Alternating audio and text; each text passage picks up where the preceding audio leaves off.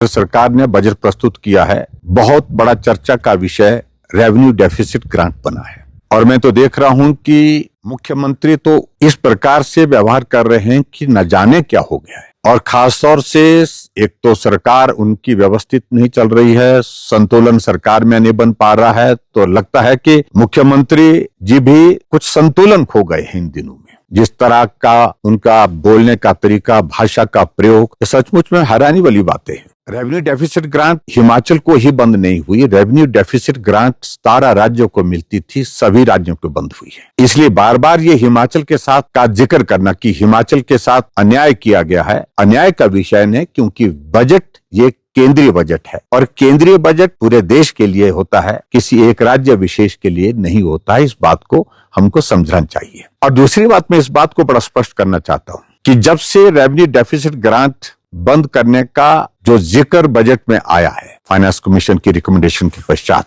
उसके पश्चात हिमाचल प्रदेश में अधिकारियों ने जो एक प्रेजेंटेशन की, और मैं विशेष तौर से कहना चाहूंगा जिस प्रेजेंटेशन के लिए मुझे भी मुख्यमंत्री जी कह रहे थे बुलाया था, लेकिन मुख्यमंत्री जी कब आपने हमको पत्र भेजा। और दूसरी बात, मैं सारी चीज को लेकर के उसमें कुछ ज्यादा महसूस नहीं करता कुछ कहने की आवश्यकता। आप तो चिट्ठी जेब में डाल करके लोगों को दिखा रहे हैं कि मैंने ये चिट्ठी जयराम ठाकुर को भेजी थी। आप एक दिन पहले हमको चिट्ठी भेज करके क्या संदेश देना चाहते हैं?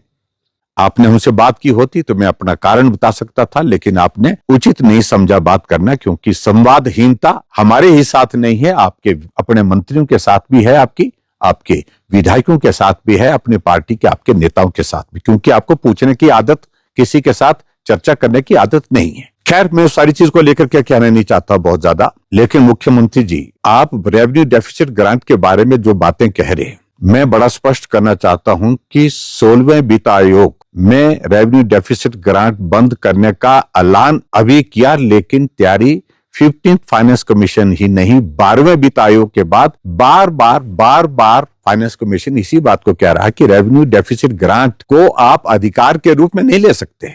आपके लिए मदद है केंद्र की ओर से, लेकिन ये आपके इस तरह से नहीं कि आप इसको you can take it for granted, ऐसा नहीं संभव है। और फाइनेंशियल डिसिप्लिन मेंटेन करिए, बार बार कहा जा रहा था, लेकिन ये सच्चाई है कि हिमाचल प्रदेश में लंबे समय सत्ता रही कांग्रेस पार्टी की। अगर फाइनेंशियल डिसिप्लिन अगर बर्बाद हुआ है, तबाह हुआ है, हिमाचल अगर आर्थिक रूप से पटरी से उतरा है, तो उसमें बहुत बड़ा योगदान उन सरकारों का रहा है। मैं उस बारे में कोई बहुत ज्यादा इतिहास में ज्यादा जाना नहीं चाहता हूं। क्या आपको याद है 30th फाइनेंस कमीशन जो 2010 से 2015, उसमें कितना पैसा मिला था रेवेन्यू डेफिसिट ग्रांट का? 7,800 करोड़ रुपीज ओनली।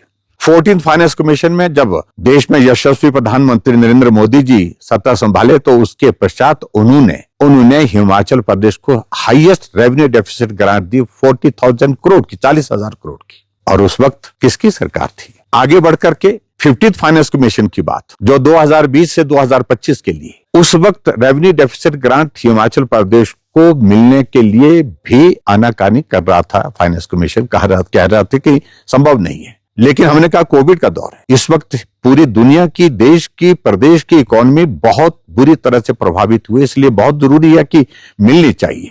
लेकिन उन्होंने एक शर्त के साथ रेवेन्यू डेफिसिट ग्रांट जारी की और उसमें कहा कि हम इसको टेपर डाउन करेंगे, यानी कि शुरू के साल में ज्यादा, दूसरे साल कम, तीसरे साल कम, चौथे साल कम और पांचवें साल और कम। लेकिन उसके बावजूद भी पूरे देश में सबसे ज्यादा रेवेन्यू डेफिसिट ग्रांट लेने में हम हिमाचल के लोग सफल हुए, हिमाचल की सरकार सफल हुई, क्योंकि हमने पक्ष प्रभावी ढंग से रखा था। आपने अपना पक्ष प्रभावी ढंग से नहीं रखा। दूसरी बात, आपने बहुत सारी बातें कही। आप पहले जवाब दीजिए कि कर्नाटका की सरकार आपकी है। देश में 3 सरकारें हैं, कर्नाटक है, हिमाचल है और तेलंगाना है।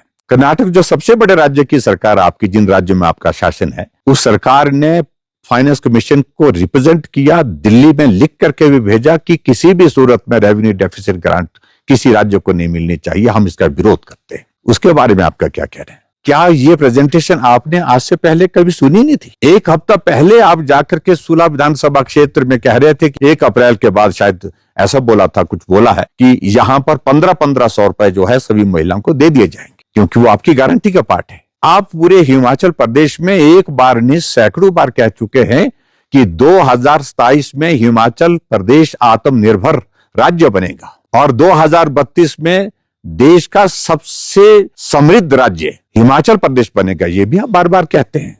वो फॉर्मूला क्या है? उस फॉर्मूले को आज इस संकट की घड़ी में ये प्रदेश जानना चाहता है। और आज संकट की घड़ी में आप उसको लागू नहीं कर रहे हैं तो कब लागू कर रहे हैं, कब उसका जिक्र करेंगे? दूसरी बात, आपका फाइनेंस सेक्रेटरी प्रेजेंटेशन दे रहा है कि सब्सिडी सारी बंद करनी पड़ेगी, यानी कि बिजली पर, पानी पर, दूसरी जितनी चाहे राशन पर, ये सारी सब्सिडी बंद करनी पड़ेगी। मुफ्त का राशन बंद करना पड़ेगा। सिर्फ केंद्र सरकार का जो राशन जिनको मिलता है उनको ही उपलब्ध होना है। नौकरियों पर जो है प्रतिबंध, नौकरियों पर पूर्ण रूप से विराम लगाना पड़ेगा। ये भी आपके फाइनेंस सेक्रेटरी ने कहा। आपके फाइनेंस सेक्रेटरी ने यह भी कहा कि हमको टैक्सेस लगाने पड़ेंगे।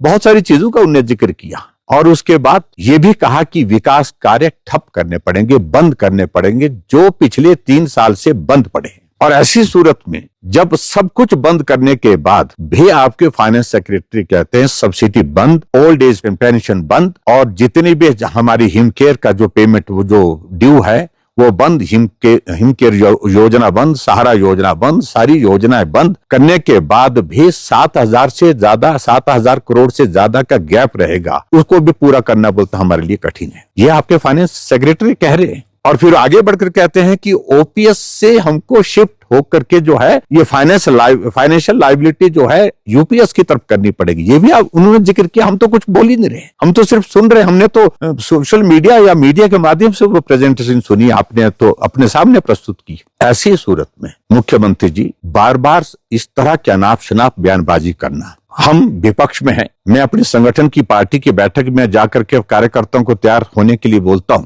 तो उसकी परमिशन मुझे आपसे लेने की आवश्यकता नहीं है। हमारा संगठन आने वाले समय में चुनौतियों के लिए, जो पार्टी के सामने चुनौती है उनके लिए तैयारी करने की बात कह रहे हैं। और उसमें चुनाव भी आता है। चुनाव अब हो, तब हो, जब हो।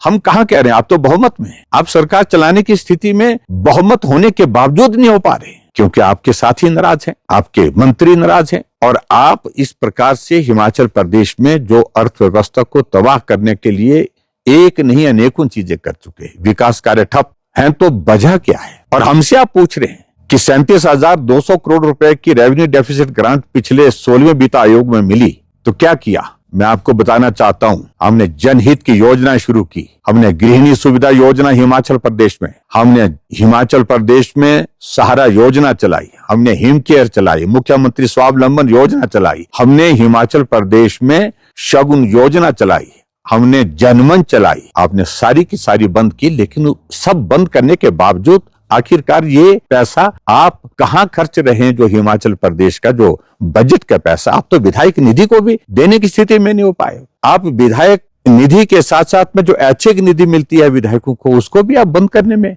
लगे हुए हैं। ऐसी सूरत में मैं आपको ये कहना चाहता हूं कि 5 साल हिमाचल प्रदेश में अगर हमको केंद्र से पैसा मिला है, रेवेन्यू डेफिसिट ग्रांट की है, एक एक पैसा हिमाचल प्रदेश के विकास के लिए लगा है। 4,700 किलोमीटर सड़क हाईएस्ट एवर आज तक के इतिहास में हिमाचल प्रदेश में बनी है, तो पिछले 5 साल के कार्यकाल में बनी है। और इसके अलावा हिमाचल प्रदेश में हर घर में नल और नल में शुद्ध जल, इसमें सबसे ज्यादा जल जीवन मिशन के अंतर्गत और उसके साथ हमारे जल शक्ति डिपार्टमेंट ने जिस प्रकार से काम किया, हाईएस्ट अमाउंट अगर खर्च किया है पिछले 5 साल में खर्च हुआ है।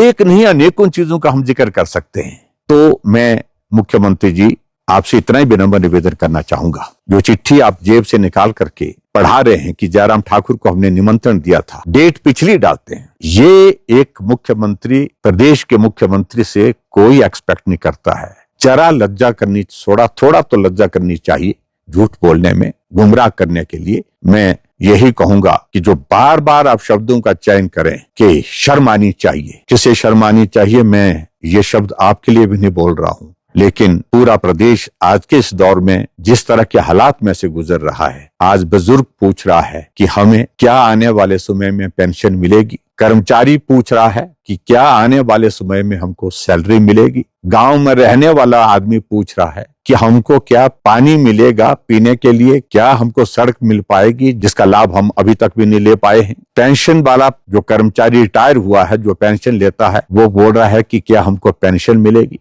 तो ऐसी स्थिति आपने जो पैदा की है हिमाचल प्रदेश के लिए, इसके लिए मेहरबानी करके इसके लिए आप ना तो केंद्र सरकार को दोषी ठहराइए और ना ही प्रदेश की पूर्व सरकारों को दोषी ठहराइए। इसलिए तथ्य पर बोलिए, जो हकीकत है, सच्चाई है, उसको लोगों के सामने रखने की कोशिश करिए।